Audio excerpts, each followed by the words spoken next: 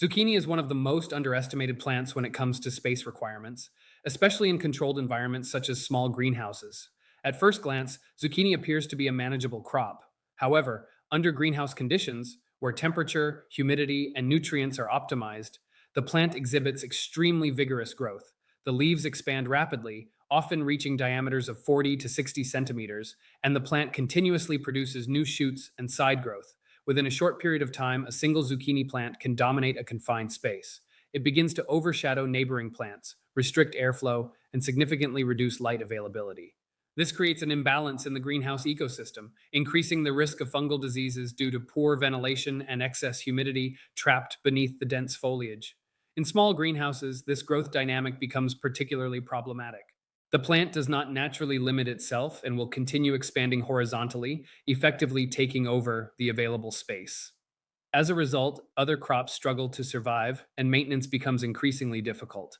From a practical perspective, zucchini is therefore better suited for open field cultivation or very large greenhouse environments, where sufficient spacing can be maintained. The key takeaway is clear. Planting zucchini in a small greenhouse is not a question of yield, but of control.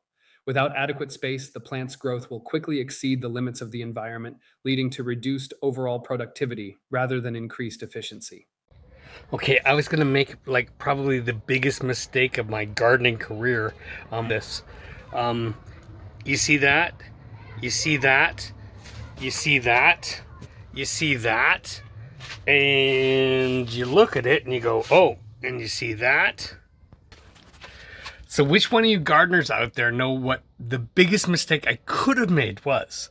Well, the biggest mistake is this. Those things are going to grow like animals. You cannot put them in your normal garden because they're going to grow to be like 10 feet high and 40 feet wide if you don't take care of them. So you cannot put them in your normal little like I have.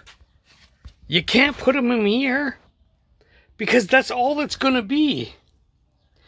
So our beautiful cauliflower, gone. Tomatoes, gone. Everything will be gone because that little thing there is going to grow into an animal. All right? So what did I do with it? I'm going to replant them all, and I'm replanting them here. So I have their own place. So they will have their own place that only one of them. So only one can grow per box, okay? So I'm going to box them. I'm going to put them in. That baby can now grow and be great.